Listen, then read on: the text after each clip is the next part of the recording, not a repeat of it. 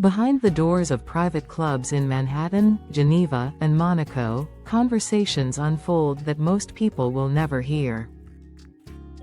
These are not discussions about making money, but about thinking differently, a mental architecture so distinct that it separates those who accumulate wealth from those who build dynasties.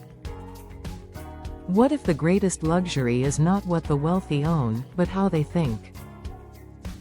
The psychology of abundance begins not with money itself, but with a fundamental rewiring of how the mind perceives time, risk, and value.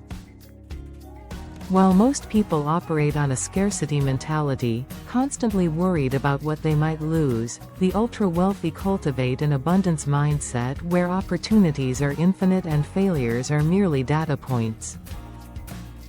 This shift in consciousness does not happen overnight, it is carefully constructed through education, environment, and deliberate mental conditioning that begins in childhood. The children of billionaire families attend schools where failure is reframed as experimentation, where taking calculated risks is celebrated, and where thinking in generations rather than quarters becomes second nature. At elite boarding schools like La Rosey in Switzerland or Eton in England, students are not just learning Latin and calculus, they are absorbing the unspoken codes of wealth culture. These institutions, costing up to $130,000 per year, teach something more valuable than academics. They instill the confidence that comes from being surrounded by future leaders, innovators, and inheritors. The wealthy mindset understands that excellence is not about being the smartest person in the room, but about surrounding yourself with people who elevate your thinking. These networks formed in adolescence become the invisible infrastructure of elite success, opening doors that no amount of hard work alone could unlock. The concept of time itself is fundamentally different in wealth culture, where decisions are made with horizons measured in decades or centuries rather than fiscal years. When a family office manages a fortune of $500 million or more, investment strategies account for how assets will perform over 3 generations. This long-term thinking extends beyond finance into every aspect of life, from the education of children to the preservation of legacy assets like art collections, vineyards, and historic properties. The wealthy understand that true compound growth requires patience that most people simply cannot afford, both financially and psychologically. If you want to understand the mental frameworks that separate extraordinary wealth from ordinary success, subscribe to Lux Eternal and activate notifications. We decode the invisible rules of elite culture, revealing the thinking patterns, strategies, and philosophies that the ultra-wealthy use to maintain and multiply their fortunes across generations. The wealthy elite possess a unique relationship with failure that most people find incomprehensible. While the average person views failure as a personal catastrophe to be avoided at all costs, those in elite circles see it as expensive education. A venture capitalist in Silicon Valley might invest in 10 startups knowing that 7 will fail completely, 2 will break even, and 1 might return 100 times the initial investment. This statistical approach to risk requires both financial cushioning and psychological resilience that comes from understanding that individual failures are irrelevant when viewed across a portfolio of attempts. The concept of leverage is embedded deeply in wealth psychology, not just financial leverage but the leverage of time, relationships, expertise, and brand. A billionaire entrepreneur never trades time for money directly, instead they build systems, hire exceptional talent, and create intellectual property that generates value while they sleep.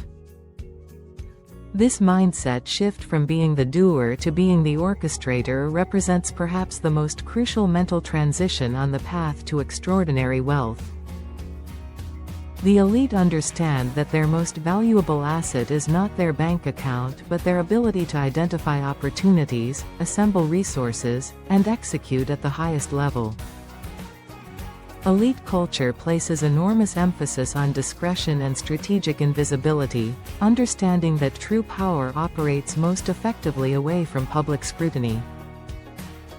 The wealthiest families in the world, names like Walton, Mars, and Hermes, maintain deliberately low profiles, avoiding the spotlight that attracts scrutiny, lawsuits, and kidnapping risks. This culture of privacy extends to how wealth is discussed even within families, where children are gradually introduced to the family fortune through carefully managed conversations and experiences. The old money axiom holds true: if you have to ask how much something costs, you cannot afford it, and if you have to tell people how wealthy you are, you probably are not. The investment philosophy of the ultra-wealthy differs radically from conventional wisdom taught in business schools and financial planning courses. While middle-class investors chase returns in public markets, the elite allocate significant portions of their portfolios to alternative investments, private equity, venture capital, direct real estate, fine art, and exotic assets like vineyards and thoroughbred horses. These investments often require minimum commitments of $1 million to $10 million and lock up capital for 5 to 10 years, access points that immediately exclude 99% of investors. The wealthy mindset accepts illiquidity in exchange for superior returns and tax advantages that compound dramatically over time. Philanthropy in elite circles operates as both legacy building and strategic networking, creating social capital that can be as valuable as financial capital. A donation of $10 million to a museum or university buys more than a naming opportunity. It provides access to boards, galas, and private events where billion-dollar deals are casually discussed over champagne. The wealthy understand that giving strategically opens doors that money alone cannot unlock, creating relationships with other philanthropists, cultural leaders, and politicians. This culture of giving also serves a psychological function, transforming wealth from mere accumulation into purpose and meaning that transcends material comfort. The educational philosophy embraced by wealthy families prioritizes experiences over credentials, understanding that a degree from Harvard matters less than the confidence gained from navigating complex global situations. Children of the ultra-wealthy spend summers interning at family businesses, attending leadership camps in Switzerland, or traveling with parents to business meetings in Dubai and Singapore. These experiences create what researchers call cultural capital, the ease of moving through elite spaces, the vocabulary of success, and the assumption that opportunities are abundant rather than scarce. By age 18, these young people have developed mental models of how wealth operates that most people never acquire in a lifetime. The concept of delayed gratification reaches its ultimate expression in elite culture, where families willingly forego current consumption to preserve and grow wealth for future generations. A billionaire might live in relative modesty, driving a Toyota and wearing a Timex, while their wealth grows tax efficiently in trusts and foundations designed to last centuries. This willingness to prioritize legacy over lifestyle represents a fundamental psychological difference from newly wealthy individuals who feel compelled to display their success through conspicuous consumption. The truly wealthy understand that the most powerful statement is having nothing to prove, allowing their impact and influence to speak louder than any material possession.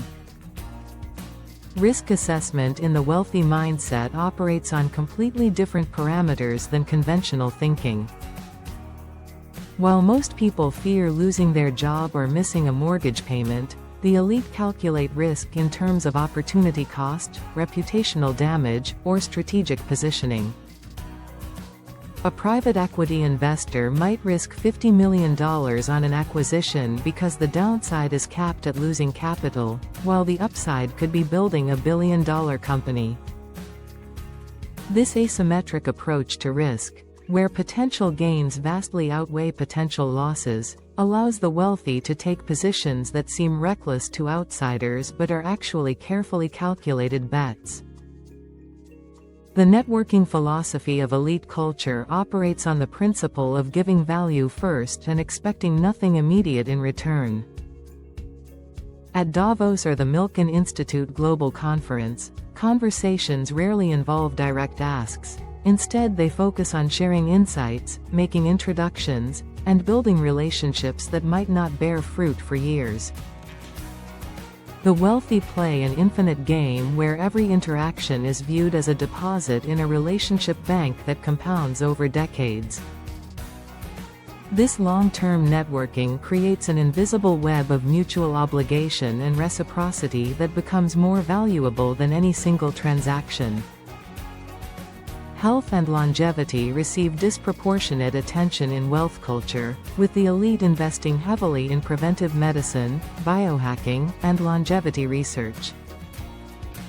A tech billionaire might spend $500,000 annually on personalized health optimization, including regular executive physicals, genetic testing, customized nutrition plans, and access to experimental treatments.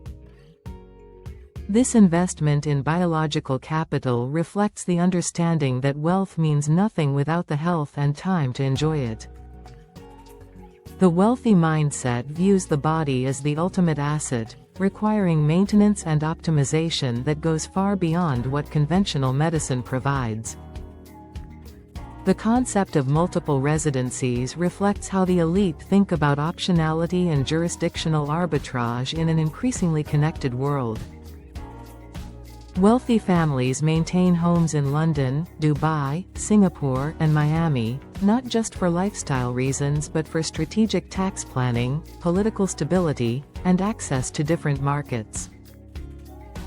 This geographic diversification extends the investment philosophy into personal life, ensuring that no single government, economy, or political system has complete control over family wealth.